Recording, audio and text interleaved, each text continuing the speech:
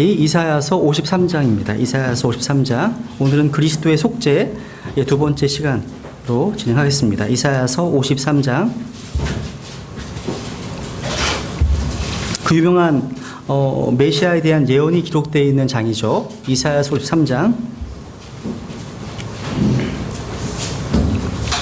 이사야서 53장은 읽어보시면 아시겠지만 이게 미래 시제로 되어 있는 것들은 뭐 한 두 군데 정도, 한 군데, 또 현재 시제가 또 한 군데 있습니다. 근데 이제 대다수가 이제 과거와 현재 시로 기록되어 있습니다. 대다수가요. 그죠? 근데 이것은 하나님의 어떤 관점에서는 이미 확정된 사실이기 때문에, 확정된 어떤 것이기 때문에 이렇게 과거시로 기록된 거예요. 우리 로마서 8장에 보시면 우리 구원받은 크리스찬들도 영화롭게 되었다고 이미 말씀하시잖아요. 그죠? 그러니까 하나님의 마인드 생각 속에서는 이미 확정되기 때문에 말씀하시는 겁니다. 1절부터 제가 읽겠습니다. 이사야 53장 1절. 우리가 전한 것을 누가 믿었느냐? 주의 팔이 누구에게 나타났느냐? 그가 그분 앞에서 연한 초목같이 마른 땅에서 나온 뿌리같이 자랄 터이니 그에게는 모양도 없고 우아함도 없으며 우리가 그를 볼 때 그를 흠모할 만한 아름다움이 없도다. 그런 사람들에게 멸시를 당하고 거부되었으며 슬픔의 사람이요 고통을 잘 아는 자라.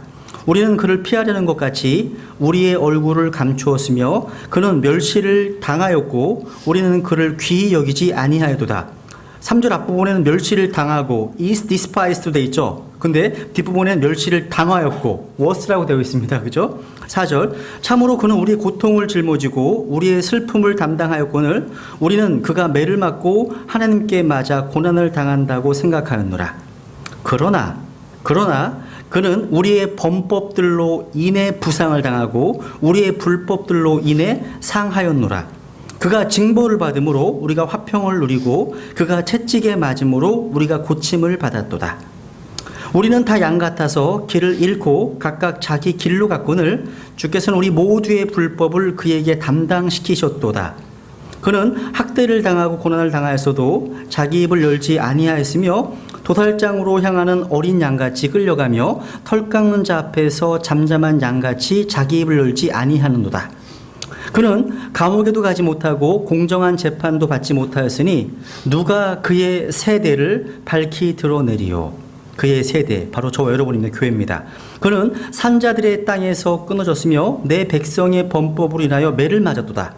또 그는 사악한 자들과 더불어 자기 무덤을 만들었으며 죽어서는 무자와 함께하였으니 이는 그가 폭력을 행사하지 아니하였고 그의 입에 속임수가 없었기 때문이라.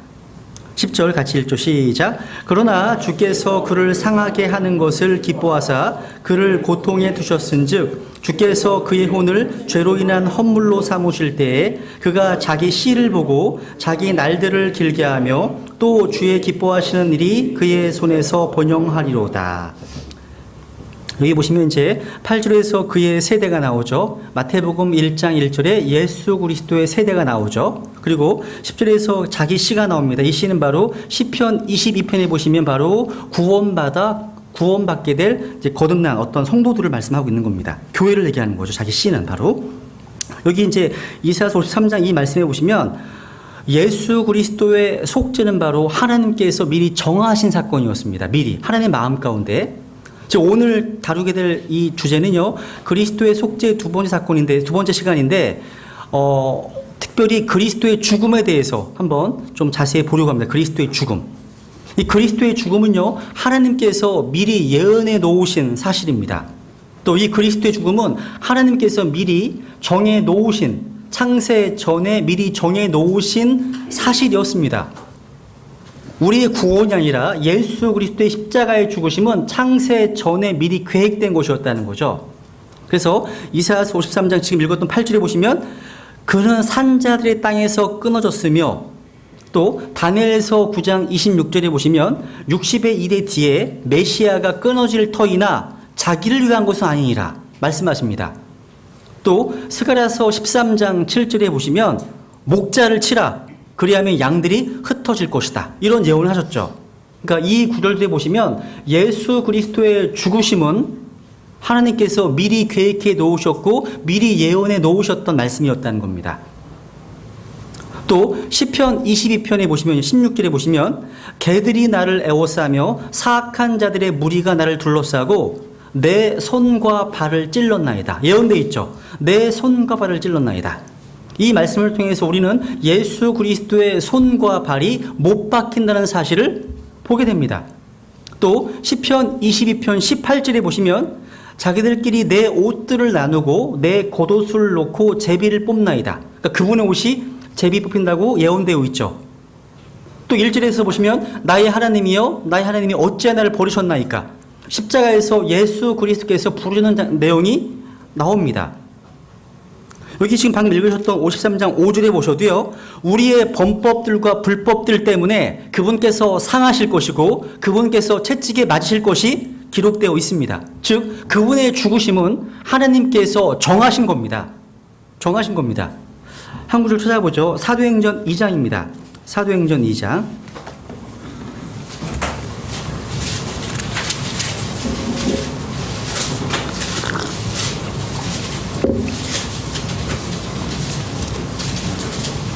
사도행전 2장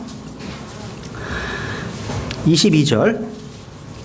너희 이스라엘 사람들아 이 말들을 들으라. 너희 자신도 아는 바와 같이 하나님께서 나사렛 예수님을 통하여 기적들과 이적들과 표적들을 너희 한가운데에서 행하사 그분을 너희 가운데서 하나님의 인정받은 사람으로 삼으셨느니라.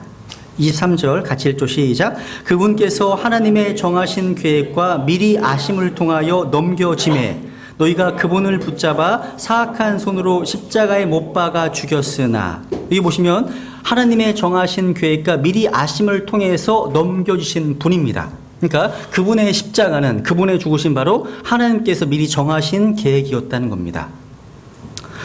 이 그리스도의 죽음은요 조직신학에서 구원론과 아주 밀접한 관계가 있습니다. 성경에 보면요 예수 그리스도의 십자가의 죽으심을 설명하기 위해서 사용된 수많은 단어들이 있습니다. 성경적 용어들이 나와요. 이 죽음을 일컬어서 성경에서 atonement, 속죄라고 하기도 하고 또 화해 헌물이라고 하기도 하고요. 또 대속이라고 말하기도 하고요. 또 대속물 또는 속전 이렇게 말하기도 합니다. 그런데 이러한 단어들 하나하나가 예수 그리스도의 그 죽으심의 의미를요 전부 다 설명할 수 없기 때문에 이렇게 많은 단어들이 지금 기록되어 있는 겁니다. 그러니까 이 단어들은요 인류 역사 가운데 가장 경이로운 사건인 십자가의 죽으심이 어떤 의미를 갖는 것인지 각각 어떠한 특정한 부분을 비춰주고 있는 것입니다. 마치 다이아몬드에서 나오는 빛처럼 어떤 한 가지 면에서 빛이 나오잖아요. 그게 아니에요. 여러 가지 면에서 다 빛이 나오는 것처럼요 구원은 한 가지로 정의할 수가 없습니다.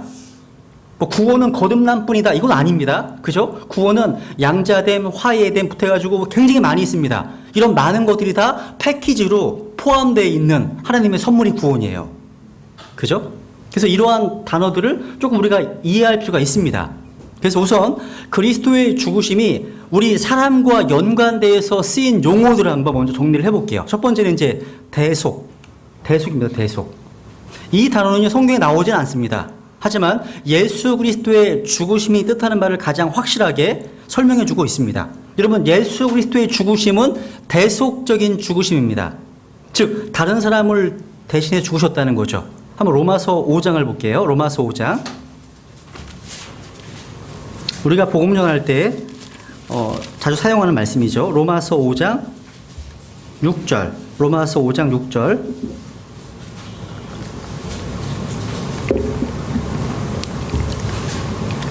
우리가 아직 힘이 없을 때에 그리스도께서 정하신 때가 되어 경건치 아니한 자들을 위하여 죽으셨느니라. 미국의 어떤 성경신자가요, 어떤 캐톨릭 다니시는 어떤 분에게 전도를 하시는데 이렇게 물어봤대요. Are you ungodly? 당신은 경건치 않으신 분이십니까? No! 자기는 경건하대요. 그러면 예수 그리스도께서 당신을 죽지 않으셨습니다. 이렇게 전도를 하셨다고 그러시더라고요. 맞습니다. 그죠? 그리스도께서 정하신 때가 되어서 경건치 아니한 자들을 위해 죽으셨다고 말씀하십니다.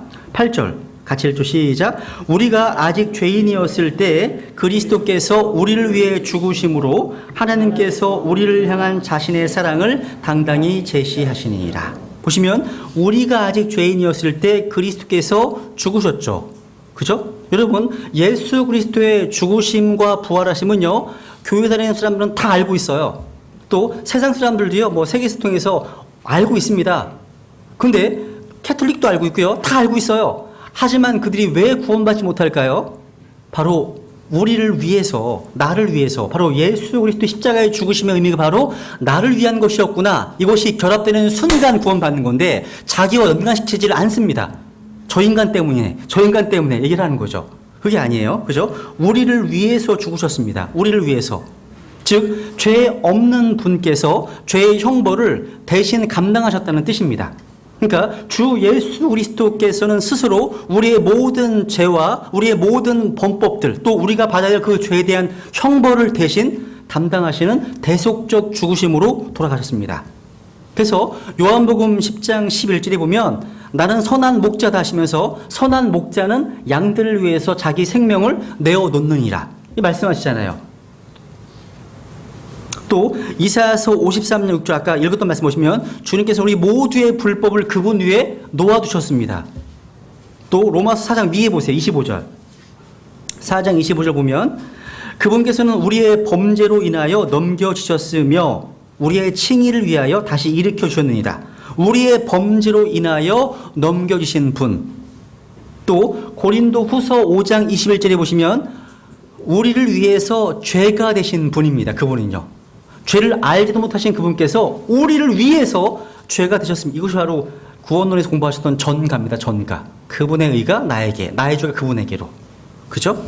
또 갈라디아서 2장 20절에 보시면 나를 사랑하사 나를 위해서 자기 자신을 주신 분 설명되어 있죠. 그러니까 여기에 아주 좋은 모형적인 어떤 것이 있다면 속죄염소, 스케이프컷, 속죄염소, 레기 16장에 나오죠. 우리의 불법과 죄악들을 다 짊어지고 우리의 대승물이 되신 그리스도를 잘 모형적으로 보여주고 있잖아요. 또 하나의 단어가 이제 바이캐리어스라는 단어인데 대리한다, 대신한다는 단어인데요. 그러니까 그리스도의 죽으심은 바로 우리를 대신하는 죽음심이었죠. 그러니까 이 단어는 대속을 가리키는 또 다른 단어입니다. 대리자, 이 비카라는 단어가요, 다른 사람의 자리를 취해서 그 대신에 행동하는 사람이에요. 여러분, 어떤 인물이 있을까요? 예수 그리스도의 대리자가 있어요. 또 비카 오브 크라이스트라는 있어요. 교황이에요, 그 교황. 교황이 스스로 자기가 그리스도의 대리자로 행세합니다. 이게 얼마나 신성 모독적인 겁니까? 로마 교황은요, 그리스도의 대리자로서 전 교회의 목자입니다. 그래서 교회에 대해서 직책상으로 가장 위에 있는 완전한 전권을 가지고 있는 자유롭게 권을 행사할 수 있는 그런 자입니다. 그래서 로마 교황이 모든 그리스도 신자들, 캐톨릭 신자들의 최고 목자와 스승이라고 주장합니다. 이게 로마 캐톨릭 교리문답에 나오는 내용이에요. 근데 여러분 성경은 교황이 교회의 머리예요? 아니죠. 누가 교회의 머리시죠? 그렇죠. 아멘. 예수 그리스도께서 교회의 머리십니다. 또 교황의 칭호 가운데요. 성부, 홀리 파더, 거룩하신 아버지에 대한 표현들. 예수님이 말씀하셨죠. 땅에 있는 자를 너희 아버지라 부르지 말라고요. 야, 홀리 파더, 아버지, 아바 아버지. 너희 아버지는 곧 한 분 곧 하늘에 계신 분이라고 말씀하십니다. 근데 교황은요, 아버지라는 칭호를 취하고 있을 뿐만 아니라요, 심지어 하나님 한 분께만 사용해야 하는 칭호인 홀리 파더라는 단어를 자기가 사용하고 있다는 거죠. 거룩한 아버지란 말. 그죠? 근데 성경에서는요, 하나님께서는 결코 자신의 영광을 다른 누구와도 나누려 하지 않으십니다. 그죠? 당연하죠. 그죠? 그래서 예수 그리스도께서는요, 자신의 죄들로 인해서 죽으시지 않으시고요, 바로 자신이 아닌 저 여러분들로 인해서 죽으신 겁니다. 그래서 베드로전서 2장 24절에 보시면 그분 자신의 몸으로 우리의 죄들을 지셨다고 되어 있습니다. 또 베드로전서 3장 18절에 보시면 the just, 의로우신 분이신데 for the unjust, 불의한 사람을 대신했다고 말씀하십니다. 세 번째로 나오는 단어가 이제 화해 헌물입니다. 화해 헌물. 그리스도의 죽으심은요, 화해 헌물로 죽으신 거예요. 여러분, 이런 단어들을 잘 이해하셔야 됩니다. 특히 구원과 연관 단어들을 모르시면 안 돼요. 어떤 복음적인 어떤 크리스찬들은 항상 아는 게 죄사함이 구원, 죄사함 이거밖에 몰라. 또 아니면 거듭남까지 정도만 알아요. 근데 성경은 예수 그리스도의 구원의 용어들이 되게 많이 나와요. 이것들을 잘 숙지하셔야 됩니다. 한 가지만 있는 게 아니기 때문에. 그 중에 한 가지가 바로 propitiation이라는 화해 헌물이라는 단어예요. 화해 헌물. 이 단어는요, 주님께서 그 희생 제물에 만족하셨다는 뜻이에요. 이걸 헬라어로 힐라모스라는 단어인데, 이 단어는 테리온이라는 단어와 연관됩니다. 이 단어가 뭐냐면 긍휼의 자리란 뜻이에요. 긍휼의 자리. 성막에서요, 긍휼의 자리는요, 율법의 판을 담은 언약궤를 덮고 있었습니다. 그죠? 피가 어디 뿌려졌죠? 피가요? 예? 그렇죠. 긍휼의 자리 위에 뿌려졌습니다. 그로 인해서 율법의 정죄를 받지 않게 되는 거죠. 그러니까 화해 헌물은요, 단어 그대로 보면 가라앉히다, 달래다, 진정시키다 이런 뜻입니다. 예수 그리스도께서 우리의 덮개가 되심으로 말미암아 하나님의 진노를 가라앉히셨습니다. 그분께서 하나님의 진노와 심판을 받으셨기 때문에 우리가 다시 받을 필요가 없죠. 하나님 만족하셨거든요. 그죠? 하나님께서 그리스도인을 보실 때 그분께서 우리를 죄인으로 보지 아니하시고 그리스도로 보십니다. 그리스도로 보십니다. 우리를요. 왜? 그리스도의 몸된 교회 안에 있기 때문에. 그래서 로마서 3장 25절에 보시면 그분 하나님께서 그분의 피를 믿는 믿음을 통한 화해 헌물로 제시하셨다고 말씀하십니다. 화해 헌물이라는 단어 나와 밑줄 치세요. 또 요한일서는 찾아보죠. 요한일서 2장을 보세요. 요한일서 2장.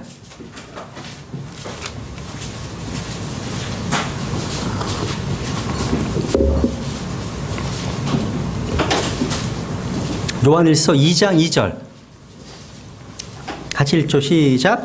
그분은 우리의 죄들로 인한 화해 헌물이시니 우리의 죄들뿐 아니요 온 세상의 죄들로 인한 화해 헌물이시니라. 바로 우리의 죄들로 인한 화해 헌물이십니다. 또 4장으로 가. 4장 10절. 요한일서 4장 10절.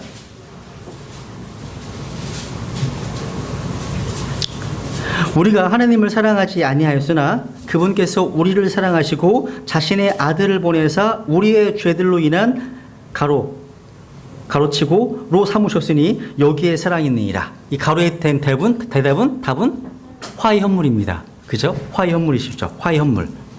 그러니까 예수 그리스도의 그 피가요, 하나님의 진노로부터 우리를 화해시키시고 우리를 덮으십니다. 여러분, 하나님의 진노에 대한 문제 때문에 복음이 필요한 거죠. 로마서에서 배우셨죠? 이는 하나님의 진노의 문제 때문에 바로 뭐가 필요한 거예요? 그리스도의 복음이 필요한 거예요. 복음이요. 또 로마서 5장을 볼까요? 로마서 5장을 보세요 한번.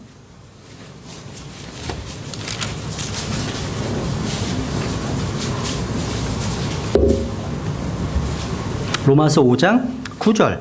로마서 5장 9절.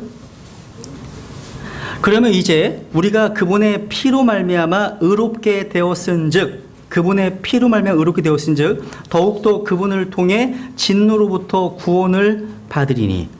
무엇으로부터 구원받는다고요? 진노로부터. 이 진노가 뭐예요? 신앙자 심판, 또 어린 양의 재림, 또 지옥과 불못 다 포함되는 거예요. 이 단어 자체가요. 그 진노로부터 구원을 받는다고 말씀하고 있죠.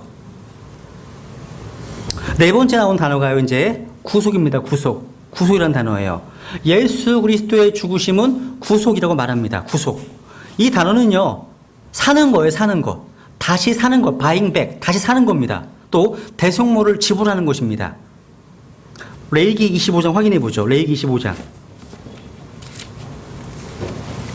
레위기 25장에 보면 여기 보시면요, 두 가지 부류의 어떤 그 산행이 나오는데요. 25장 다시 사는 내용, 물은다는 내용인데요.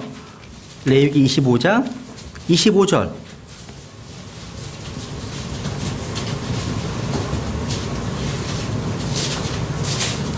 레위기 25장 25절.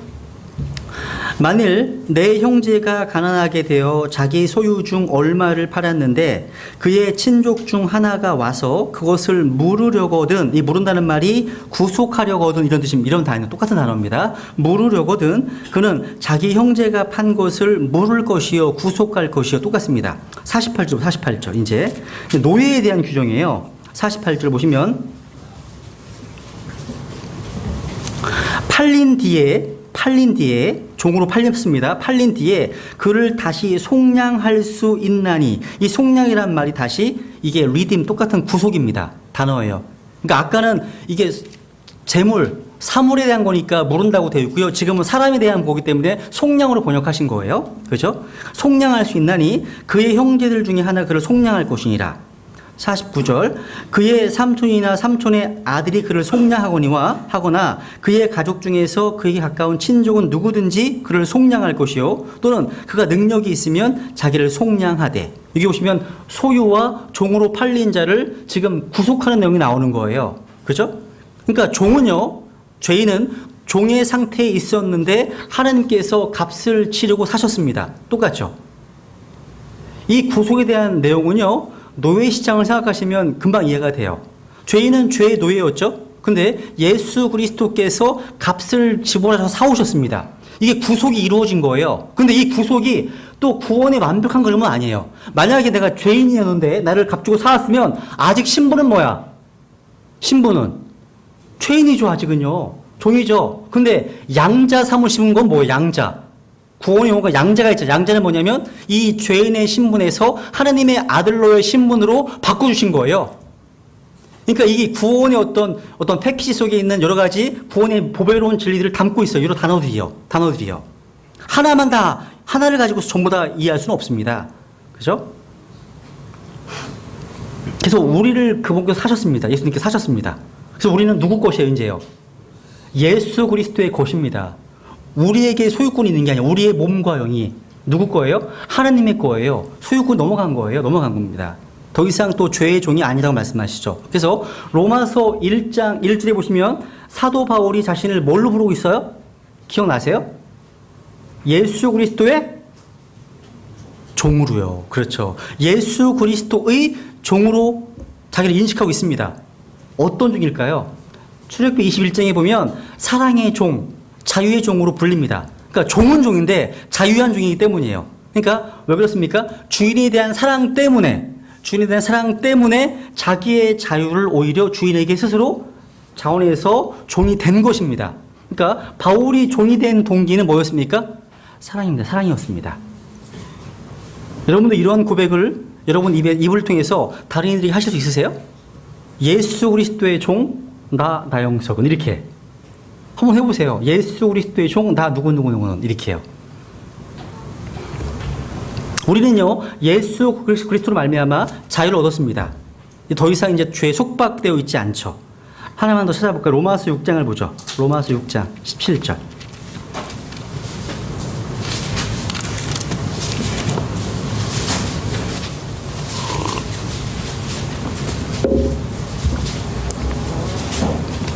로마서 6장 17절. 그러나 하나님께 감사하리로다. 너희가 죄의 종이었으나 너희에게 전달된 교리의 틀에 마음으로부터 순종하고 이로써 죄로부터 해방되어 의의 종이 되었느니라. 야, 그러니까 구원에서의 핵심은요, 의지적 결단이에요. 결단. 순종하는 겁니다. 내가 선택하는 겁니다. 내 의지를 가지고 예수 그리스도를 나의 구원자로 믿고 선택하면 구원받는 거예요. 그냥 아는 것만이 아니에요. 아는 거는 기본이고요. 그럼 나아가야 되겠죠. 그죠? 그 다음에 이제 나온 단어가 화해입니다. 화해. 예수 그리스도의 죽으심은요, 뭐 대속, 구속, 화해 헌물, 이란 말뿐만 아니라요, 화해라고 표현되어 있습니다. 왜냐하면 하나님은 우리 인간과 원수 관계, 적대 관계에 있었기 때문입니다. 근데 예수 그리스도의 죽으심을 통해서 사람은 하나님과 화해하게 되고 그분과 교제할 수 있게 되었습니다. 성경은요, 하나님께서 사람과 화해한다고 말하지 않습니다. 왜냐, 하나님께서 범죄한 것이 아니기 때문이죠. 그죠? 예수 그리스도의 죽으심 바로 하나님과 사람 사이에 존재하는 그 대립관계, 원수된 관계를 제거해버렸어요. 그래서 로마서 5장 10절에 보시면 이는 우리가 원수였을 때 하나님의 아들의 죽으심으로 말미암아 하나님과 화해하게 되었을진데 화해하게 된 자로서 더욱더 그분의 생명으로 말미암아 구원을 받을 것이기 때문이라.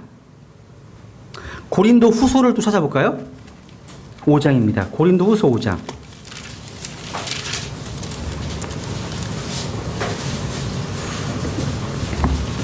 고린도 후서 5장 18절. 또 모든 것이 하나님에게서 났으며 그분께서 예수 그리스도를 통하여 우리를 자신과 화해하게 하시고 또 화해하게 하시는 사역을 우리에게 주셨으니 곧 하나님께서 그리스도의 안에 계시사 세상을 자신과 화해하게 하시며 그들의 범법을 그들에게 돌리지 아니하시고 화해하게 하는 말씀을 우리에게 맡기셨느니라. 20절. 그러니 하나님께서 우리를 통해 너희에게 간청하시는 것 같이 이제 우리가 그리스도를 위한 대사가 되어 그리스도를 대신하여 너희에게 간구하노니, 그 다음 너희는 하나님과 화해하라. 이런 화해에 대한 말씀 되게 많이 나와요, 성경에요. 고린도서 1장에도 나오죠. 히브리서 2장에도 나오고요. 그죠? 이거 바로 하나님과 사람 사이의 원수 관계를 제거해 버리신 거, 그리스도 죽으심이요. 두 번째로 이제 그러면 예수 그리스도의 죽으심이 이제 하느님과 연관되어 쓰인 용어들을 좀 볼게요. 첫 번째, 희생물입니다. 희생물. 고린도전서 5장 7절에 보시면 우리의 유월절 어린 양과 그리스도께서 우리를 위하여 희생물이 되셨느니라 말씀하십니다. 또 에베소서 5장 2절을 볼까요? 또 하나만 보죠. 에베소서 5장 2절.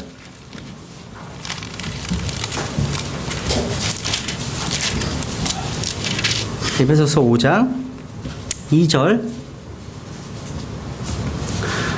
그리스도께서 우리를 사랑하사 우리를 위해 자신을 향기로운 냄새의 헌물과 희생물로 하나님께 드리신 것 같이 사랑 안에서 거르라. 바로 예수 그리스도께서 바로 향기로운 냄새로서의 헌물로 드리자고 되어 있죠. 그러니까 예수 그리스도의 죽으심은요, 죄로 인한 희생 헌물이었습니다. 아까 이사야 53장에서요, 주께서 그의 혼을 죄로 인한 헌물로 삼으실 때 기억하십니까? 그러니까 하나님의 거룩하심은 죄값이 온전히 지불될 것을 요구합니다. 하나님의 공의는요, 이 죄값이 충분히 지불될 것을 요구하고 있습니다. 근데 예수 그리스도께서 자신의 희생물을 드리심으로 이 죄값을 온전히 지불하셨습니다. 더 이상 죄로 인한 헌물이 남아있지 않은 거죠. 그죠? 이 희생물은요, 필요한 희생물이었습니다. 그래서 누가복음 24장에 보시면요, 그리스도가 고난을 받고 셋째 날에 다시 일어나는 것이 마땅하다고 되어 있죠. 우리에게 필요한 희생물이죠. 하나님께서 필요한 희생물이고요. 또 두 번째, 이 희생물은요, 자발적인 것. 그러니까 우리를 위해서 자발적으로 자신의 생명을 내어놓으신 것입니다. 요한복음 10장을 볼까요? 요한복음 10장. 예수님께 누가 강요해서 된 것이 아니에요. 강제적으로 죽으신 것이 아닙니다. 그렇죠? 예수님은요, 하나님의 공의를 만족시키시기 위해서 생명을 내어놓으신 죄 없으신 분이셨죠. 요한복음 10장 17절, 18절 보시면 이러므로 내 아버지께서 나를 사랑하시나니 이는 내가 내 생명을 다시 취하려고 그것을 내놓기 때문이라. 아무도 그것을 내게서 빼앗지 아니하며 내가 스스로 그것을 버리노라. 내게는 그것을 버릴 권능도 있고 그것을 다시 취할 권능도 있노라. 나는 이 명령을 내 아버지께서 받았느니라 하시니라. 또 이 희생물은요, 피의 희생물이었습니다. 그죠? 피의 희생물, 그 피로 우리의 죄를 씻어주셨잖아요. 피의 희생물이었고, 또 이것은 바로 하나님께서 받으신 희생이셨습니다. 그래서 히브리서 10장에 보면 오직 이 사람은 죄들로 인해 한 희생물을 영원히 들이신 뒤에 하나님의 오른편에 앉으셨다고 기록하십니다. 이제 그 다음 나온 단어가 이제 속죄입니다. 속죄. 그리스도의 죽으심은 속죄하는 것이었습니다. 이것은 예수님의 죽으심을 통해서 죄값이 온전히 지불되었기 때문에 하나님의 공의가 만족된 겁니다. 그리스도의 죽으심이 율법을 다 성취하셨기 때문에 만족되었다는 뜻이에요. 그분의 죽으심은요, 우리의 죄를 정결케 하심으로 이 죄책을 다 제거하신 겁니다. 그래서요, 요한복음 1장 19절에 보시면 세상 죄를 제거하시는 하나님의 어린 양을 보라고 말씀하시죠. 갈라디아서 3장 13절에 보시면 그리스도께서 우리를 위해 저주가 되사 율법의 저주에서 우리를 구속하셨으니, 또 히브리서 1장 3절에 보면요, 이 아들께서는 친히 우리의 죄들을 정결하게 하신 뒤에 높은 곳에 계신 존엄하신 분의 오른편에 앉으셨다고 말씀하십니다. 하나만 더 찾아보죠. 요한일서 3장을 볼까요? 요한일서 3장 5절.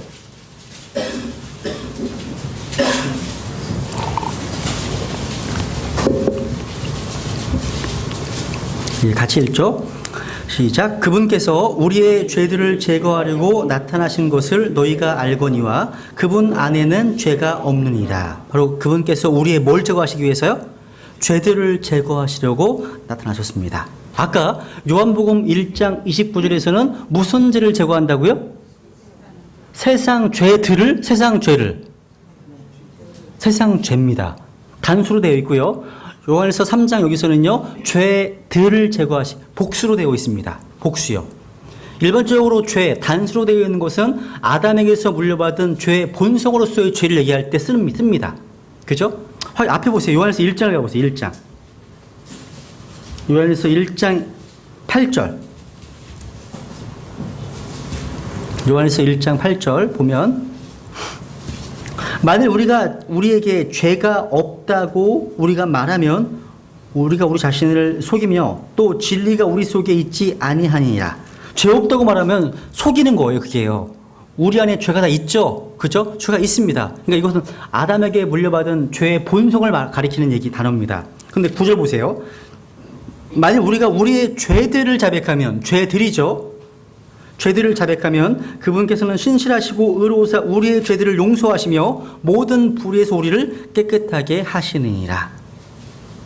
이런 말 하잖아요. 갈보리 십자가의 피가 우리 구원받은 모든 성도들의 과거, 현재, 미래의 모든 죄들까지 다 커버했는데 왜 구원받은 이후에 자백해야 돼? 이런 얘기들. 들어보셨죠? 그죠? 좀 많이 들어봤어요. 여러분 성경에 보시면요, 그것만이 아니에요. 혹시 영화 저 안 봤는데 내용은 알아요. 밀양이라는 영화 보셨어요? 밀양? 보신 분? 밀양. 한 두 분. 꽤 많이 보셨네요. 그거 보시면서 막 우라통 터지지 않으세요? 그죠? 아니 어떤 딸을 납치했잖아요. 납치해서 살해했습니다. 이때 이 사람 잡혀서 감옥에 갔어요. 감옥에 갔는데 이 딸의 어머니가 이제 교회를 다니시는 또 그러신 분이셨나 봐요. 근데 이 납치범 살해범을 용서하기로 마음 먹고요, 감옥에 갔어요. 그런데 이 납치범 이 살인자가요, 감옥에서 예수님을 믿고 구원받았다네요. 예수님 나를 용서하셨다는 거죠. 용서하셨기 때문에 이 어머니 앞에서 너무 당당한 거예요. 사과하질 않아. 자기 죄를 자백하지 않습니다. 저는 아마 이 영화를 만든 사람이 좀 기독교에 대한 여러 가지 좀 안티가 아닐까 싶은 마음이 들어요. 보면 화가 난대요. 화가 난대요. 그런데 여러분, 구원받기 전에 지었던 죄라고 하더라도요, 사도 바울은요, 그 죄를 공개적으로 컨페싱했습니다. 고백했습니다. 확인해 볼까요, 한번? 디모데전서 1장을 보세요, 한번. 디모데전서 1장.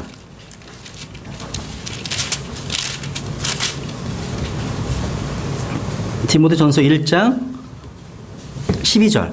디모데전서 1장 12절. 13절. 나를 능하게 하신 그리스도 예수 우리 주께 내가 감사를 드림은 그분께서 나를 신실한 자로 여기사 내게 사역을 맡기셨기 때문이라. 13절 보세요. 시작. 내가 전에는 신성 모독하는 자요 핍박하는 자요 해를 끼치는 자였으나 도리어 긍휼을 얻게 됨은 내가 믿지 아니하는 가운데 알지 못하고 그것을 하였기 때문이라. 지금 과거에 자기 했던 것들을 지금 고백하고 있죠. 사도행전도 볼까요? 사도행전 26장. 사도행전 26장.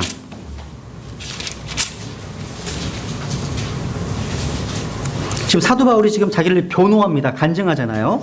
지금 그런 가운데 이렇게 얘기되죠. 사도행전 26장 9절 보면, 참으로 내가 나사렛 예수님의 이름을 대적하는 많은 일을 해야 함이, 사도행전 26장 9절입니다.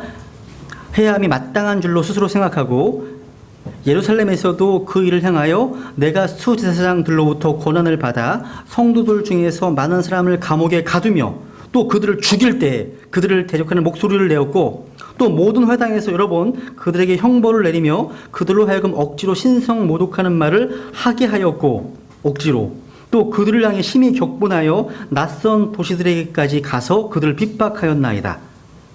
지금 과거의 자기의 죄악들을 고백하고 있는 거예요. 여기 흥미로운 내용은요, 제가 눈에 갔던 게 한 가지 뭐냐면, 이 초대교회 당시의 크리스찬들에게 지금 무슨 일을 시켰냐면, 억지로 신성 모독하는 말을 강요했다는 거예요. 거기에 또 따라하기도 했고요. 그러니까 저와 여러분이나 초대교회를 너무 이상적으로 생각하지 마세요. 이 초대교회 자체가요, 사도행 21장 보시면 상당수의 신자들이 율법이 열심히 있었어요. 율법이에요. 율법을 빠져 있었어요. 그러니까 초대교회 담임 목사를 야고보로 얘기를 하거든요. 야고보. 근데 야고보가 목회를 잘한 게 아니에요. 상당수의 성도들이 율법을 지키기 위해서 애를 썼거든요. 그러면서는 좋은 모델이 아니에요. 그런 면에서는요. 근데 많이 보면 초대교회로 돌아가서 막 그러잖아요. 돌아가시면 안 될 것 같아요. 제가 볼 때는요. 어쨌거나 지금 바울은 자기가 구원받기 전에 범했던 죄악들을 공개적으로 자백하고 있잖아요. 또 구원받은 이후에 지는 죄들은요, 당연히 자백해야죠. 그건요. 그죠? 확인해 볼까요? 한번 사도행전 앞에 찾았으니까 19장 가보세요. 19장. 구원받은 고린도인들 보시면 사도행전 19장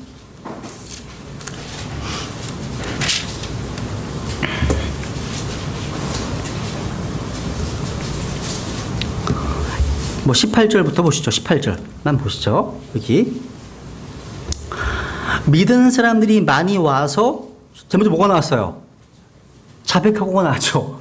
믿은 사람들이에요. 구원받은 고린도 사람들입니다. 믿은 사람들이 많이 와서 자백하고 자기 행위들을 알리고요. 또 신기한 술수를 사용하던 자들 중에 많은 자들도 자기 책들을 다 가지고 와서 모든 사람 앞에 태웠는데 그들이 그것들의 값을 계산하니 은하로 5만 개나 되더라.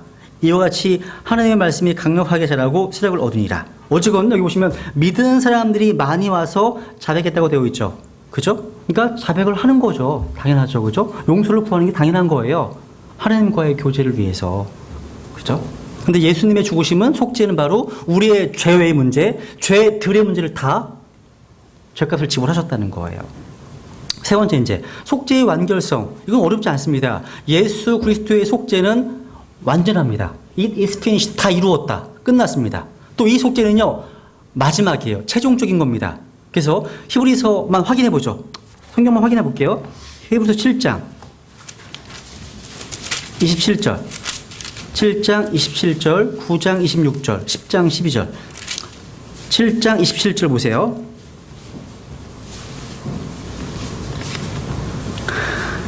그분께서는 저 대제사장들과 같이 먼저 자기의 죄들로 인하여 날마다 희생물을 드리고 그 다음에 백성의 죄들로 인하여 희생물을 드릴 필요가 없으시니, 그 다음 같이 읽죠. 시작. 이는 그분께서 친히 자신을 드리실 때에 이 일을 단 한 번에 행하셨기 때문이라. 단 한 번에 끝냈어. 끝. 최종적인 거죠. 그죠? 9장 26절에도요. 9장 26절에도요. 그 뒷부분에 보시면 그러나 이제 세상 끝에 그분께서 단 한 번 나타나사 자신을 희생물로 드려 죄를 제거하셨느니라. 또 10장 12절 보시면 오직 이 사람은 죄들로 인해 한 희생물을 영원히 드리신 뒤에 하느님의 오른편에 앉으셨습니다. 더 이상 이제 죄에 대한 희생 제물이 없습니다. 끝났습니다. 대속이 이루어진 거죠. 구속이 이루어진 겁니다. 또 이 희생 제물은요, 더 이상 반복되지 않습니다. 그죠? 그래서 히브리서 10장 11절 위에 보시면 제사장마다 날마다 서서 섬기며 자주 같은 희생물들을 드리되 그것들은 결코 죄들을 제거하지 못하거니와 12절 다 끝내신 거예요. 끝내신 겁니다. 노모어예요. 노모어. 더 이상 없는 거. 희생물이 없습니다. 그래서 예수님께서는 속죄를 완성하시고 난 다음에 하늘에서 서 계십니까? 앉아 계십니까? 앉아 계시죠. 성막에서 죄를 속하기 위해서 하나님께서 세우신 제사장들은요, 서 있어서 앉아 계셨습니까? 항상 서 있습니다. 왜? 끝나지 않습니다. 반복해서 계속 지금 죄 헌물을 드려야 되기 때문에 그때는요, 안식이 없죠. 더 이상 안식이 없습니다. 그러면 네 번째, 이제 그리스도의 속죄하는 죽으심의 범위입니다. 범위.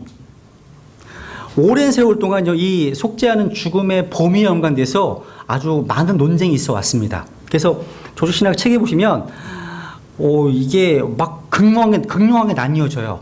칼빈주의자들이 쓴 책에 보면 그 예수님의 죽으심은 선택받은 자들만을 위해서 죽으셨다는 제한된 속죄를 가리켜요. 이것을 바로 리미티드 어터먼트라는 속죄라는 교리예요. 칼빈주의 교리입니다. 아르미니안 자들은요, 이 사람들은 그리스도께서 모든 사람들 위해 죽으셨는데 모든 사람들이 하나님의 은혜와 같이 합력해야 된다고 구원받는 거예요. 합력해야지. 참 이상하죠. 그죠? 근데 이것만이 아니에요. 18세기, 19세기 동안에요, 침례 교도들조차도요, 영국에 이 문제로 나뉘었어요. 어떻게 나냐면 이름이 이거 어떻게 얘기를 모르겠어요. 이게 파티큘러 베프티스트가 있고요. 특별한 침례교도 또 한 그룹은 제너럴 베프티스트예요. 이런 그룹이 있는데 이 파티큘러 베프티스트들은요. 특별한 그룹만을 위한 제한 속죄를 믿었습니다. 속죄. 이 제너럴 베프티스트들은요. 일반적 속죄를 주장했어요. 나뉘었어. 베프티스트 내에서도요. 근데 성경은 뭘 가리킵니까? 칼빈주의도 아니고요. 아르미안주도 아니에요. 성경은요. 제한된 속죄에 대해서 가르치지 않습니다. 잘 들어보세요. 여러분, 예수 그리스도의 속죄는요, 우리가 초대할 때, 누군가를 초대할 때, 권유할 때, 제한할 때에는 unlimited, 제한되지 않습니다. 다 초대하셔야 돼요. 그런데 그것을 적용함에 있어서는 제한돼 있어요. 왜? 믿는 사람에게만 이루어지기 때문에. 이거 아세요? 무슨 얘기인지? 그러니까 속죄는요, 모든 사람들을 위해서 다 충분한 거죠. 충분한 거예요, 다. 충분한 것인데, 근데 믿는 사람들에게만 유효한 거야. 속죄가요. 즉, 모든 사람을 위한 속죄가 모든 사람의 구원을 의미하는 게 아니에요. 잘 보셔야 돼요. 그러니까, 속죄와 적용은 달라요. 다릅니다.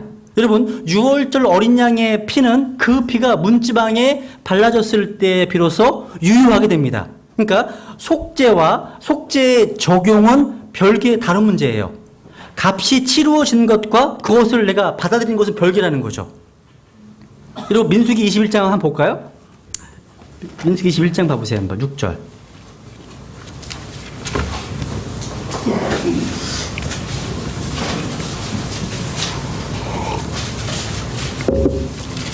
이스라엘이 하나님께 이제 범죄했죠. 하나님을 대적해서 범죄합니다.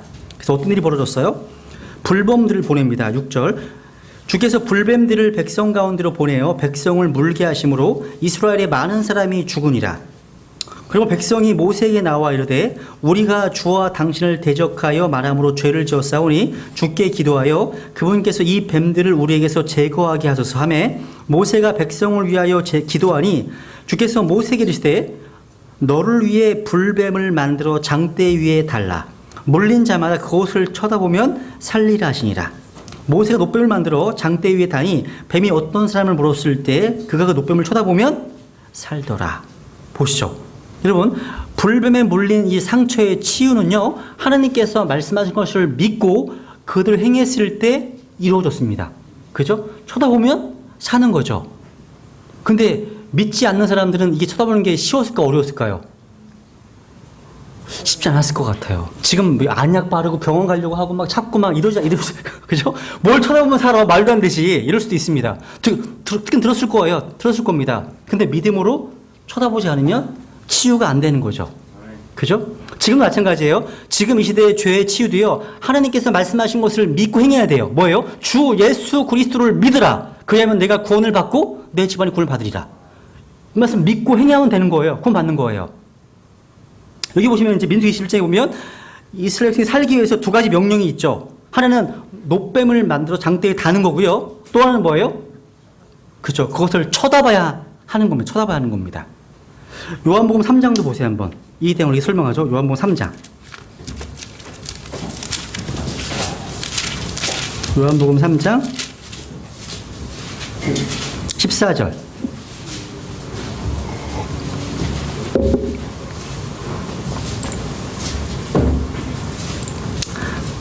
모세가 광야에서 뱀을 든 것 같이 사람의 아들도 반드시 들려 하리니 15절 이제 우리에게 적용합니다. 이것은 누구든지 그를 믿는 자는 멸망하지 않고 영원한 생명을 얻게 하려 함이니라. 말씀하고 있죠. 여기도 두 가지가 있습니다. 우리가 구원받기 위해서는 예수 그리스도의 십자가에 들려져야 하는 것이고요. 또 하나는 죄인들이 그분을 믿어야 한다는 것입니다. 그러니까 속죄와 속죄의 적용이 다르다는 겁니다. 그래서 로마서 3장을 볼게요. 로마서 3장 22절도 보세요. 여기 전치사를 한번 유목해 두 개의 전치사가 나오는데요. 뒷부분에 로마서 3장 22절. 로마서 3장 21절부터. 로마서 3장 21절. 그러나 이제는 율법 밖에 있는 하나님의 의, 곧 율법과 대언자들이 증언한 의가 드러나느니라. 그것은 곧 예수 그리스도의 믿음으로 말미암아 모든 자에게 미치고 믿는 모든 자 위에 임하는 하나님의 의니 거기에는 차별이 없습니다. 잘 보세요. 예수 그리스도의 믿음으로 말미암아 모든 자 unto에게 모든 자에게 미치는데 그 하나님의 은혜는 어디에 임하냐면 믿는 모든 자 어디? upon 위에 임한다고 되어 있죠. 그러니까 unto와 upon을 구분하고 있다는 사실. 그래서 디모데전서 4장 10절에 보시면 모든 사람들의 구주이신데 특별히 믿는 자들의 구주라고 말씀하시는 거예요. 그죠? 그러니까 구원이요 모든 사람들이 값없이 제공되지만 그러나 오직 예수 그리스도를 신뢰하는 자들에게만 그 구원이 주어진다는 뜻이에요. 그죠? 그래서 정리하면 그리스도께서는 온 세상을 위해 죽으셨습니다. 그죠? 요한일서 2장에 봤죠? 그분은 우리의 죄들뿐 아니요 온 세상의 죄들로 인한 화해 현물이라고 말씀하십니다. 성경은요 그리스도께서 선택받은 소수의 사람들만을 위해 죽으셨다고 말씀하지 않으십니다. 성경은 세상을 위한 그러니까 속죄의 보편성을 여러 번 언급하고 있다는 사실이에요. 또 이 구원은요 모든 사람들이 값없이 제공되고 있습니다. 값없이요. 그래서 요한계시록 22장 17절에 보시면 성령과 신부가 말씀하시기를 오라 하시는도다. 듣는 자도 오라 할 것이요 목마른 자도 올 것이요 누구든지 원하는 자는 값없이 생명수를 취하라. 뭐 없이? 값없이. 이사야서 55장에 보시면 돈도 내지 말고 포도즙과 젖을 사래요. 돈 내지 말고. 왜 그럴까요? 하나님께서 이미 우리 구원을 위한 값을 지불하셨기 때문이에요. 핏값 주고 지불하셨기 때문에 우리 돈 낼 필요가 없죠. 우리는 귀를 기울이고 나와 들으면 되는 거예요. 하나님의 말씀. 그 안에 좋은 게 있고 그 안에 기름진 것이 있습니다. 그래서 그 말씀을 듣고 우리는 혼이 살아나는 거죠. 그죠? 근데 주목할 것은요, 이 제한받지 않은 속죄, 성경 속죄죠? 이것이 무제한적인 구원을 의미하는 건 아니라는 거죠. 그죠? 각 사람이 개인적으로, 인격적으로 받아들여야 한다는 거예요. 그죠? 근데요, 칼빈주자에 쓴 책에 보면 이렇게 돼 있어요. 이렇게 얘기를 합니다. 속죄가 제한받지 않았다면 모든 사람들이 구원받지 못할 것이기 때문에 예수 그리스도의 속죄 사역은 헛되게 되는 게 아니냐. 이렇게 적어놨어요. 되게 그렇다지 않아요? 그죠? 그러니까 이 속죄가 이루어지지 않았다면 그분의 죽으심 헛되이 죽으셨다는 거예요.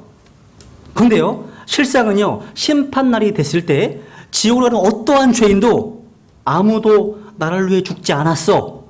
나의 죄들을 덮어줄 충분한 피가 없었어. 라고 말할 수 없을 겁니다. 실제는요. 그러니까 제한받지 않은 속죄는요, 오직 하느님의 정의를 드높입니다. 드높이는 거예요, 오히려요. 그러면 이제 다섯 번째 보세요, 이제. 죽으심의 본질인데요. 첫 번째, 육체적으로 죽으셨습니다. 이건 뭐 어렵지 않죠? 성경에 나와 있으니까. 그리스도께서는 또 영적인 죽음을 겪으셨습니다. 이것은 뭐냐면 하나님으로부터 끊어진 것을 말하는 거예요. 항상 아버지와 밀접한 교제와 사귐관에 있었던 우리 주님께서요, 십자가에서 그분과 분리되는 고통을 겪으셨다는 거예요. 그래서 나의 하나님이여, 나의 하나님이여, 어찌하여 나를 버리셨나이까 고백한 겁니다. 그러니까 영혼에서부터 아버지와 함께 계셨던 분께서 하나님으로부터 버림받으셨습니다. 왜요? 왜요? 그렇죠. 우리를 위해서 죄가 되셨기 때문에. 죄의 화신이 되셨잖아요. 그분께서요. 또 그리스도께서는요, 법적인 죽음을 당한, 이게 무슨 말이냐면, 여러분, 이분께서는 죄의 싹을 충분히 지불하신 거예요. 성경에는 에스겔 18장에 보시면요, 범죄하는 혼, 죄를 짓는 혼, 그 혼은 뭐 한다고요? 죽을지니라. 죽을지니라. 그 죄에 대한 사법적인 어떤 집행을 담당하신 것으로요. 또 그리스도께서는요, 극심한 죽음을 당하셨어요. 극심한 죽음. 왜? 인류 역사 처음부터 마지막까지의 모든 사람들의 죄악들을 다 담당하셨기 때문에 그 죄에 대한 징벌을 당하신 거예요. 무관하신 분께서 가능하신 거죠. 그거는요. 우리는 안 되는 거죠. 모든 사람을 위해서 우리의 과거, 현재, 미래의 모든 죄에 대한 고통을 담당하신 거예요. 우리는 이해할 수 없습니다. 그것을요. 그리고 이제 가치입니다. 가치. 그리스도의 속죄하는 죽으심의 가치. 일반적으로 이제 구원의 날이 시작되었죠. 그죠? 어디에 살던 모든 사람들이 이제 구원받을 기회가 주어진 거예요. 이제요. 주님은 언제 구원받으래요? 언제? 지금이죠. 지금. 마귀는 언제 구원받으래요? 내일이래요. 출애굽기에 보면 내일입니다. 파라고 그러잖아요. 내일을 자꾸 미루잖아요. 마귀는요. 성령님께서는 오늘, 지금 말씀하시는 거예요. 지금. 또 그로 인해서 또 화해 헌물이 제공되었죠. 화해 헌물이 제공되었습니다. 그래서 이제 신자에게 있어서 이 죽을 가치를 보상 그냥 넘어갈게요. 첫 번째 보시면 죄의 권능이 깨어졌습니다. 두 번째 율법의 저주에서 저주가 제거되었습니다. 세 번째 율법의 속박에서 건진받았습니다. 이 성경 구절들은요 집에 가셔서 찾아보세요. 아셨죠? 그리고 하나님과의 새로운 관계가 보장돼 그건 아버지로 부르게 됐거든요. 이제는요. 또 하나님과의 화평을 이루었습니다. 또 죄들의 용서를 받게 됐습니다. 또 죄로부터 정결케 되었습니다. 또 하나님 앞에서 칭의를 얻게 됩니다. 또 더 이상의 정죄가 없습니다.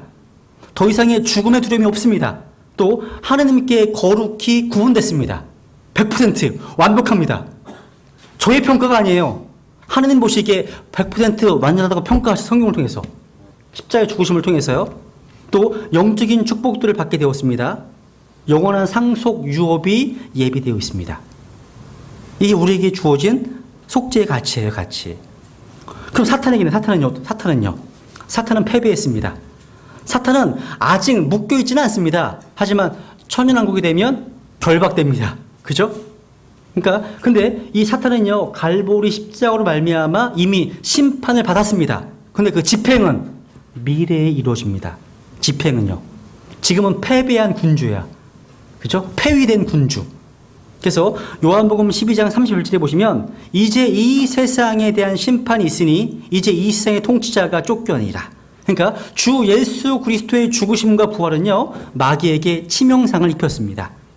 치명적 상처를 입었다는 거죠. 우리 지금 그러한 시대에 살고 있는 거예요. 그래서 사탄의 군대들은요 패한 군대예요. 그래서 골로새 2장 15절에 보시면 정사들과 권능들을 벗기사 십자가 안에서 그들을 이기시고 말씀하시죠. 생각해 보세요. 그러니까 복음 예수님께 십자가에 못 박혀 죽으시기 이전에 복음서에 보시면 얼마나 많은 마귀의 역사가 있었습니까? 그죠? 막 눈에 보일 만큼 마귀가 막 안에 들어갔다 막 그러잖아요. 지금은 그렇게 자주 일어나는 일인가요? 그런 일들이요? 또 뭐 베레아 쪽 가면 그런 게 많더라고요. 또 보니까요. 그 집회에 참여해서 막 이런 게 있더라고요. 어쨌거나 지금 마귀의 군대들은 패했습니다. 우리는 믿음으로 예수 그리스도의 승리를 주장해야 돼요. 믿음으로요. 7번째 이제 마지막인데요. 오늘 속죄와 치유에 대한 얘기인데요. 이게 중요해요. 왜냐하면 특히요. 순복음교회 다니시는 분들은요. 우리 이런 질문을 해요. 그들은 아직 방언을 믿고 있죠. 방언을 믿고 있습니다. 여러 가지 또 표적의 은사들을 또 오늘날에도 유효하다고 주장합니다. 그래서 오늘날 교회에서 그것들을 행해야 된다고 주장해요. 표적이나 기적들 같은 것들을요. 근데 여러분 이런 은사주의 운동이요. 프로테스탄트 진영에서뿐만 아니라요. 로마 캐톨릭에서도 일어나고 있는 거 아세요? 캐톨릭 신부가요. 넘어뜨려요. 뒤로. 이런 게 있어요. 진짜로요. 신부들이요. 초교파 운동이에요. 에큐메니컬 운동이라는 거죠. 여기에는요 복잡한 교리 설명은 필요하지 않아요. 그냥 표적이나 이적 어떤 경험을 중심으로 사람들이 모입니다. 그래서 각 사람이 믿는 바가 그렇게 크게 중요하지 않아요. 개의치 않습니다. 뭐 정통이든 아니든 간에 상관하지 않습니다. 단지 어떤 은사를 강조하는 사람들끼리 모여서 같이 기도하고 같이 공부하고 서로 나누는 거예요. 그래서 자기들이 믿고 있는 이 내용들을 뒷받침할 만한 주장들을 찾습니다. 그래서 이 사람들은요, 기존 다니던 교회에 계속 머물러 있어요. 머물러 있으면서 그 안에 있는 사람들에게 계속해서 그런 체험을 하도록 부추긴다는 거예요. 여러분, 이러한 사람들에 대한 질문에 대해서 답변할 준비가 돼 있으셔야 돼요. 있으셔야 됩니다. 저는 제 주위에, 지금도 그런 기억이 나요. 죽었다 살아났대요, 누가요. 그 은사주에 다니는 어떤 자매님이신데요. 자매님이신지 모르겠어요. 저한테 다가오시더니 한번 전도를 저한테 하시더라고요. 제가 앉아있는데. 그래서 자기 교회에서 죽었다가 살아났대 누군가가요. 그래서 제가 누가복음 16장을 펴서 읽어줬어요. 어쨌거나요, 우리는 답변할 수 있어야 됩니다. 오순절 은사주의 핵심의 어떤 신학은 뭐냐면 이 속죄에는요 육체적인 치유가 포함되어 있다는 거예요. 이 속죄 안에 피지컬 힐링, 육체적인 치유가 포함되어 있다는 겁니다. 즉, 이 사람들은 일반적으로 그리스도의 죽으심이 영적인 구원과 육체적인 구원 둘 다를 제공한다고 믿습니다. 둘 다를요. 찾아볼게요. 베드로전서 2장을 볼게요. 베드로전서 2장.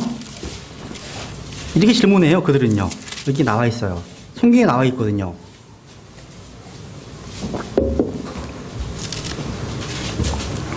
24절 친히 나무에 달려 자신의 몸으로 우리의 죄들을 지셨으니 이것은 죄들에 대하여 죽은 우리가 살아서 의에 이르게 하려 하심이라. 그 다음 그분께서 채찍에 맞음으로 너희가 고침을 받았나니. 너희가 고침을 받았나니. 분명히 그리스도께서 채찍에 맞으심으로 우리가 고침을 받았다고 말씀하고 있죠. 근데 왜 당신은 속죄의 한 부분으로 병고침 인정하지 않느냐 이렇게 얘기합니다. 어떻게 얘기하실 거예요? 여기에 나오는 그리스도의 채찍은 분명히요 그분의 죽으심과 실제 처형전에 당한 채찍을 말하는 겁니다. 이 구절은요 그리스도께서 우리가 고침을 받도록 채찍을 맞으셨다고 말하고 있습니다. 그래서 은사주자의 결론은 뭐냐면 그리스도의 속죄의 죽으심이 이처럼 고침을 가져왔다면 하나님의 인도를 받는 그리스도인들은 모두가 다 헬시 건강해야 한다고 주장하는 겁니다. 보세요. 다시 보세요. 여기에 나온 고침이요. 고침이 오늘날의 어떤 의미, 몸의 치유, 그러니까 몸의 치유를 연상케 하는 말씀일까요? 문제는 과연요, 이것이 성령님께서 육체적인 치료를 두고 하신 말씀이냐는 것이에요. 그게 아니에요. 우선 정리해 볼게요. 성경 전체에서요, 힐링, 고치다 라는 단어는요, 여러 가지 종류의 고침을 나타내는 데 쓰였습니다. 육체적인 치유도 많이 있지만요, 상한 마음을 달래는 데 쓰입니다. 누가복음 4장 18절 보시면 마음이 상한 자를 고친다고 되어 있어요. 힐한다고 되어 있습니다. 또 사도행전 10장 38절에 보시면 마귀에게 억눌린 모든 사람을 고치셨으니 이렇게 되어 있습니다. 그러니까 마귀의 억눌림을 제거한다는 뜻으로 쓰입니다. 또 죄악된 행실을 버릴 때도 쓰입니다. 히브리서 12장 13절에 보시면 너희 발을 위해 고든 행로들을 만들지니 이것은 저는 것이 길에서 벗어나지 아니하고 고침을 받게 하려 함이라. 또 여기서는요 하나님께서 한 영혼을 구원할 때에도 고침이라는 단어가 쓰인 거예요. 여러분 잘 아시는 이 스틱이라는 단어를 아시죠? 스틱 뜻이 뭐죠? 되게 많아요. 빗자루도 되고요, 성냥개비도 되고요, 접착제 같은 단어도 됩니다. 근데 그럼 이 단어가 뜻을 어떻게 알 수 있어요? 그 문맥 안에서 그 단어 문맥을 통해서 미루어 짐작 정확히 알 수 있습니다. 그죠? keep 무슨 뜻이죠? keep 지키다, 그 간직하다, 사수하다. 말씀을 지키는 것도 있지만요, 성경 말씀을 사수하고 지키는 것 이게 또 있어요. heart 심장도 되고 마음도 돼요. spirit은요, spirit 소문자로 사람의 영도 되고요, 성령도 되고요, 또 정신으로 쓰입니다. 정신 번역이 돼요. 베드로전서에 나온 이 고침도요 이런 식으로 결정할 수 있습니다. 근데 분명히 말씀드릴 수 있는 것은요, 이 베드로전서 2장에 나온 이 내용이 전체 내용이나 전후 문맥에서 육체적인 치료를 연상시킬 만한 단어가 없어요. 문맥에 보시면요. 대신 죄가 여러 번 언급된 것으로 보아서 이 고침이 영적인 치료임을 알 수 있어요. 앞뒤에 죄가 많이 나와요. 이럴 때면요 전체의 흐름이 아주 자연스럽게 이어집니다. 그러니까 베드로 메시지는 이렇게 얘기할 수 있습니다. 요약할 수 있습니다.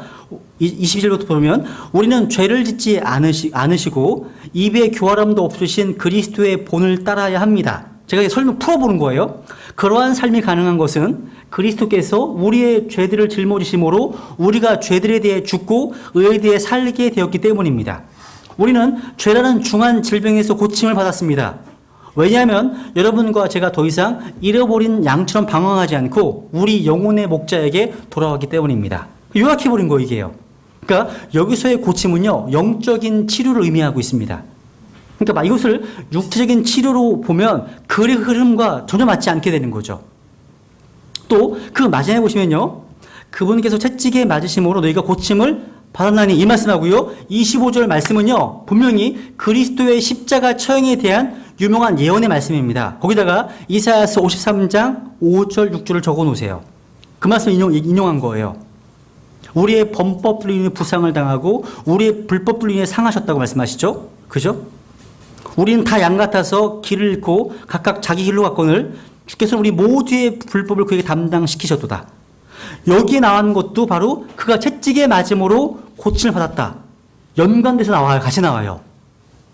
영적인 거라는 얘기예요. 그러니까 그분의 죽음으로 말미암아 우리의 범법과 불법들 그리고 하나님과 우리 사이의 적대 관계가 치유된 거예요. 치유된 거예요. 한번 이사야서를 볼까요? 이사야서요. 이사야서 보시면 1장에 보시면요. 대언자 이사야가 다룬 이스라엘 민족은요. 죄 많고 불법에 쌓여 있었습니다. 그 당시에요. 주님께서 버리신 악인들 가득했죠. 근데 이렇게 말씀하십니다. 이사야 1장에 그들을 향해서 죄악에 쩔어 있는 자기 백성들 향해서 이렇게 말씀하십니다. 5절 이사야서 1장 5절 너희가 어찌하여 더 많이 맞으려 하느냐 너희가 더욱더 반역하려 하는도다. 온 머리는 병들었고 온 마음은 기진하였으며 발바닥에서부터 머리까지 그 안에 성한 곳이 없이 상처와 멍과 골문 종기뿐이거늘 그것들을 꿰매고 싸매고 향유를 발라 아픔을 달래지 못하여도다. 지금 이 환자의 병세가요 신체 부위별로 묘사되고 있죠. 사실 이 구절은 다 영적인 상태를 말씀하고 있는 겁니다. 예수 그리스도께서는 위대한 의사로 오셨습니다. 영적인 의사로요. 바리새인들이요 죄인들과 함께 음식을 먹자 주님께서 음식을 먹자 꾸짖잖아요. 그죠? 주님께서 자신을 뭐로 표현합니까? 죄인들을 불러 회개시키기 온 의사로 표현하십니다. 자기를요.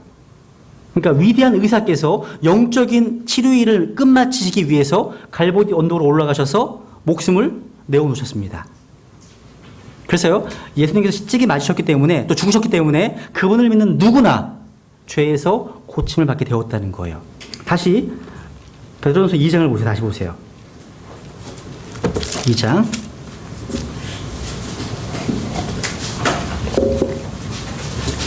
이 문맥은요 치유가 구원을 뜻하고 있음을 나타내는 거예요. 구원을 얘기를 하는 거예요. 보시면 다시 보세요. 2장 24절 뒤에 보내 그분께서 채찍에 맞음으로 너희가 고침을 받았나니 밑줄 쳐보세요. 고침을 받았다고 하는 단어 영어로 보시면요 영어로 보시면 이 그 다음 뭐예요? were healed war예요. war 이것은 계속적인 치유가 아닌 과거의 사건입니다. 사건입니다. 25절에 보시면 24절에 이어서 죄의 결과들로부터 치유가 된 것을 나타내고 있습니다. 계속해서. 만약에 이것이 피지컬한 육체적인 치유를 말씀하는 거라면요. 성경에 보시면 많은 훌륭한 성도들이 치유받지 못했습니다. 기억나세요? 누가 기억나세요? 누가? 그렇죠. 바울은 육체에 가시가 있었죠. 사탄의 가시가 있었습니다. 그죠? 치유되지 않았어요. 하나님께서 거부하셨어요. 3번이나. 또 누가 기억나세요? 디모데도 있어요. 디모데도요. 자주 있는 위장병, 병이 있었어요. 그래서 포도주를 쓰라고 바울이 권고하죠. 이상하죠. 사도행전의 바울은 이 순수감만 딱 들면 막 났는데, 그죠? 근데 사도 바울이 사형 말기쯤 되니까 이런 치유의 은사가 사라졌어요. 없었다는 거죠. 또 빌립보서 2장에 보시면요.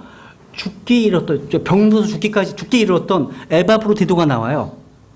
그런 내용이 나와요. 그러니까 많은 신자들이 치유받지 못했습니다. 그죠? 그런데 오늘날 은사주의자들은요. 치유하다가 치유가 안 되잖아요. 그러면 믿음이 부족해서야. 이렇게 얘기해요. 너무 쉽게 얘기해요. 근데 황당한 거는요. 예수님은요. 100%였어요. 믿음이 있든 없든 간에 예수님이 치유할 때 치유가 됐어요. 사도들도 마찬가지였어요. 마찬가지였습니다. 그래서 그렇다면 여러분 치유에 대한 성경의 가르침 한번 보실 필요가 있어요. 그러면 오늘날에도 이 병고침 은사가 있을까요? 오늘날에도요? 병고침 은사. 은사주의자들은요, 하나님께서 모든 신자가 건강과 원하시기 때문에 순종하는 그리스도인들은 아무 탈 없이 잘 지낼 거라고. 그래서 몇몇 사람들에게 치유의 은사를 주셨다고 주장합니다. 근데 신약 성경을 공부해 보시면요, 건강이 나쁜 것이 때로는 우리에게 유익하고요, 때로는 하나님의 뜻이 될 수 있습니다. 사도 바울처럼요. 주님의 뜻이었거든요. 여러분, 우리가 구분할 게 하나 있어요. 치유의 은사와 하나님께서 우리의 기도를 통해서 고치시는 것, 병을 고치시는 것은 다르다는 거예요. 구분하셔야 돼요, 이것을요. 그러니까 치유의 은사라는 건 뭐예요? 어떤 사람이요, 자기가 원하는 대로 어떤 병을 치료할 수 있는 초자연적인 능력을 받는 것을 의미하는 겁니다. 이것은요, 주 예수 그리스도, 그분의 사도들, 또 사도들과 밀접한 관련이 있는 소수만이 이런 능력을 지녔습니다. 이들은요, 온갖 환자들이 나가서 병자들을 즉각적으로 완전하게 치료했습니다. 이게 애매모호한 거 없어요. 심지어 죽은 자를 살렸거든요. 이렇게 세웠잖아요. 근데 이 치유의 은사는요, 하나님의 특별한 목적이 있었어요. 주신 이유가 있었다는 거죠. 그게 뭐였어요? 히브리서 2장을 보세요. 하나님께서요, 이제 새로운 계시를 전달할 자를 위해서 그 계시가 진짜라는 사실을 증명하기 위해서 주신 거였습니다. 히브리서 2장.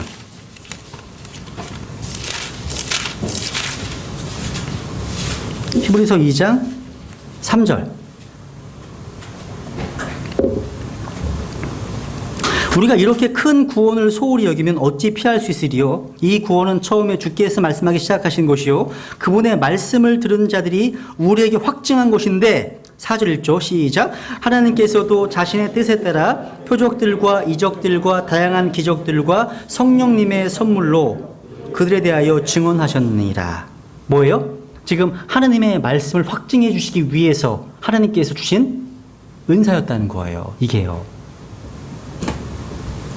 근데 여러분, 치유의 은사는요, 다른 기적들처럼요, 성경 역사 어떤 특정한 때, 즉 뭐냐면 이스라엘 백성들을 다루시는 왕국 복음이 전파되는 그 경륜에 일어난 표적이었다는 거죠.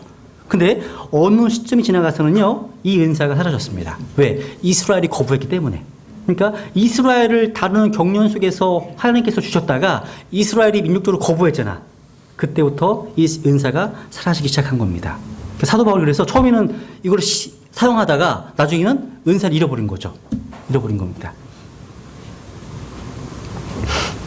디모데후서 4장에 보면요, 바울이 이렇게 얘기해요. 마지막 순교 직전에 쓴 책이 이제 디모데후서잖아요.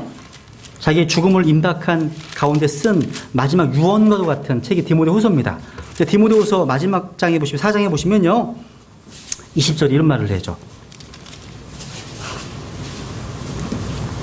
20절, 디모데후서 4장 20절. 에라스토는 고린도에 머물러 있으나 드로비모는 병들어서 밀레도에 남겨두었. 밑줄.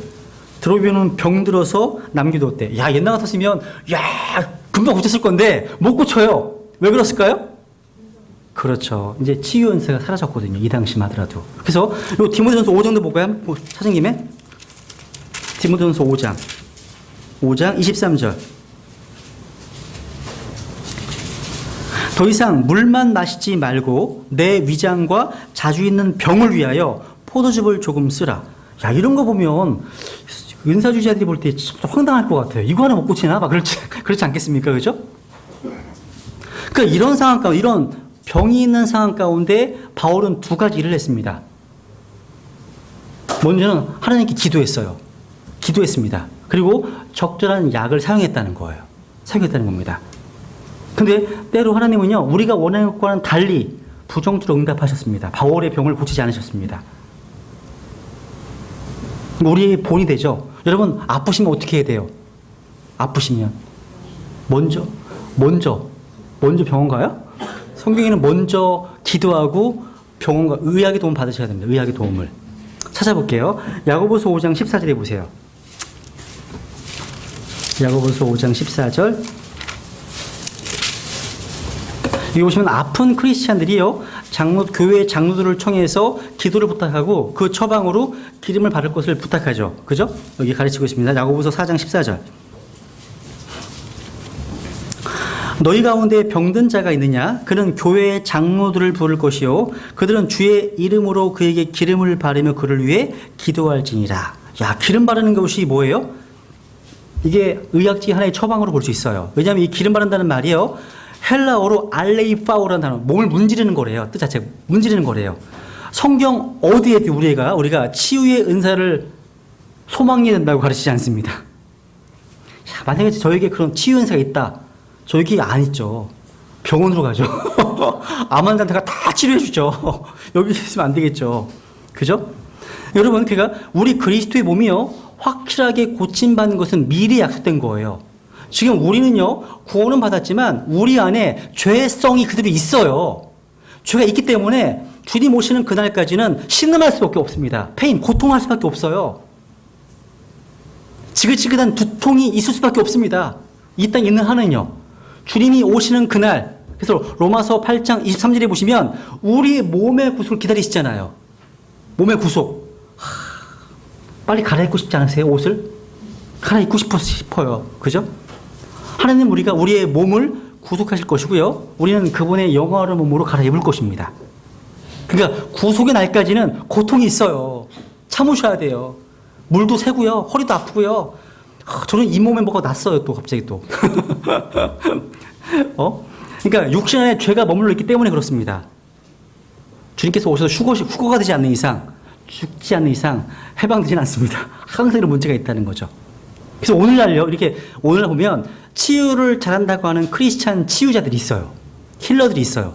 막 장풍 쏘고요, 넘어지고 막 안수하고 넘어뜨리고 막 그러잖아요. 막 비비기도 하고 막 여기를 뭐가 나온대 막 나온대고 그랬잖아요. 근데 이 엉터리 치유사들이 고친다는 질환들은요, 실제 병이긴 병이지만 대개는 마음에서 생긴 거예요. 마음에서. 그러니까 생각만 바꿔도 치유되는 게 상당히 많습니다. 생각만 바꿔도요. 또 어떤 질환들은요, 순전히 상상에서 나온 거예요. 그래서 그걸 실제 믿는 가운데 이게 치유되는 경우도 있대요. 이게 플라시보 효과라고 그래가지고요. 그런 게 있대요. 그런데 실제 죽은 자를 살리거나 선천성 기형아를 고친다거나 복합 골절 환자를 고친다거나 이런 건 없습니다. 실제 없어요. 이런 것들은 성경에서 말하는 진짜 치유의 은사를 가진 사람들만이 치료할 수 있는 그런 종류의 것이었어요. 실제 그런 것들은요. 그리고 설사에 오늘날 그러한 능력의 치유자가 나타난다고 해도요, 우리는 그들을 하나님에게서 온 사람이라고 자동적으로 받아들여서는 안 됩니다. 안 돼요. 왜? 마귀에게도 그러한 능력이 있기 때문에. 여러분, 마귀의 심령술에 빠졌다가 그리스도께로 나온 사람의 증언에 따르면요, 악한 세력의 도움으로 얼마든지 병을 고칠 수 있다고 이야기합니다. 성경도 분명히 사탄이요, 대환란 기간 동안에 그러한 기적을 행할 것이라고 예언하고 있죠. 자신을 빛의 천사로 가장합니다. 놀랄 일이 아니에요.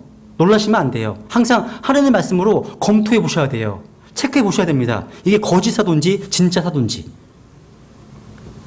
그래서 이 교회 시대는 모든 질병에 대해서 기도와 하나 더 의학적인 처방을 의지해야 됩니다. 이게 그리스도인의 기본 자세예요. 성경 신자의 기본 자세는 기도와 뭐라고?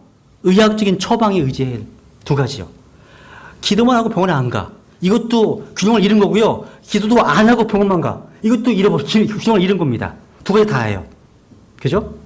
분명한 것은요, 하나님은 우리의 뜨거운 기도에 응답하셔서 자신의 뜻 가운데서 병을 고치실 수도 있고요.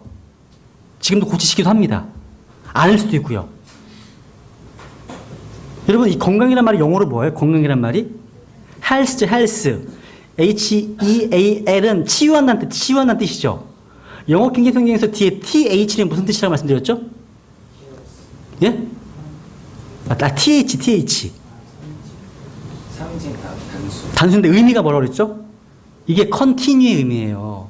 그러니까 우리가 건강하다는 건 뭐냐면 하나님께서 계속적으로 우리를 치유해 주시기 때문에 건강한 거예요. 저는 종종요, 서울 시내를 운전하고 가다 보면, 야, 이렇게 정말 환경이 안 좋은 가운데서 내가 건강하다는 건 기적인 것 같다. 그렇지 않으세요?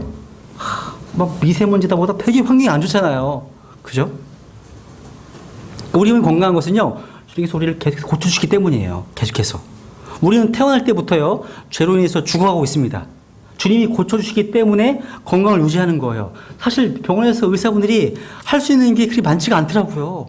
그냥 먹고 좀 기다리면 낫는데, 주로 이게 많더라고요. 참으셔야 되는데. 참아야 돼요. 자연 치유를 기다리는 거죠. 어떻게 보면요. 성경 몇 걸 찾아보고 마치죠. 역대하 30장. 우리에게 질병이 있을 때 뭐를 해야 되냐? 기도하셔야 돼요. 기도. 역대하 30장 20절.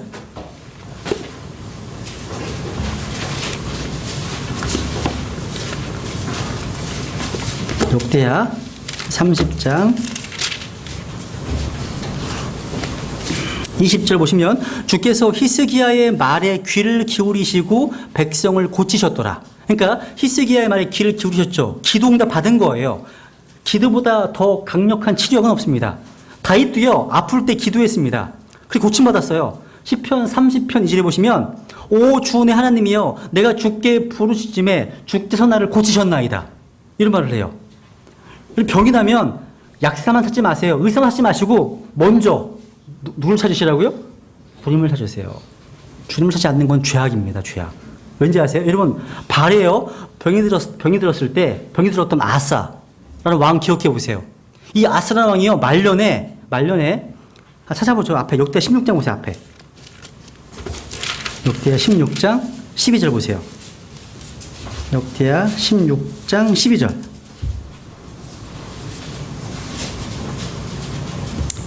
아사의 통치 제 39년에 그의 발에 병이 생겨 마침내 그의 병이 심히 중하게 되었으나 병이 있을 때 그다음 읽어보세요. 시작. 그가 주께 구하지 아니하고 의사들에게 구하였더라. 이건 죄예요, 죄. 그러니까 질병이 났을 때 약사만 찾고 의사만 찾지 말고 주님을 먼저 찾고 병원을 가세요. 이게 순서예요. 그리고요, 질병이 생기면 몸보다 먼저 영의 치유, 마음의 치유도 필요한 거예요. 성경 보시면 이런 말씀이 있어요. 한번 보세요. 잠언 18장 한번 보시죠. 되게 많은데요. 잠언 18장 14절. 여러분, 영이 강건해야 병을 이겨낼 수 있는 거 아세요? 영이 강건해야? 혹시 죄 때문이라면 회개해야 돼요. 회개할 건 회개하셔야 됩니다. 혼을 고치세요. 혼. 안부터. 잠언 18장 14절 보면 사람의 영이 그의 병약함을 지탱하려니와 상처 입은 영은 누가 감당하리요? 말씀하시죠. 영이 강건해야지 병을 이겨낼 수 있는 거예요. 그리고 또 시편 103편 3절에 보면 그분께서 내 모든 불법을 용서하시고 내 모든 질병을 고치시며, 그러니까 회개의 기도도 강력한 치료제예요. 먼저 내 모든 불법을 용서하시고 그 다음에 질병 고치십니다. 그 다음 시편 107편 20절에 보시면요, 자신의 말씀을 보내어 그들을 고치시며 멸망에서 그들을 건지셨다 말씀하시죠. 또 잠언 17장 22절에 보시면 즐거운 마음은 약같이 좋으나 상한 영은 뼈를 말리니라. 야, 즐거운 마음은 약처럼 좋대요. 즐거운 마음. 그래서 이게 예수 그리스도의 속죄 사역에 나와 있는 치유는 바로 어떤 치유라고요? 영적인 치유라는 거. 또 우리가 병들어서 어떻게 해야 되는지 정리해 봤습니다. 그래서 여기까지 하고 다음 주부터는 예수 그리스도의 미래 사역 관련돼서 2번 정도 강의하고 이제 신학원 기독론 강의는 마칠 것 같습니다. 그래서 오늘 여기까지 하겠습니다. 감사합니다.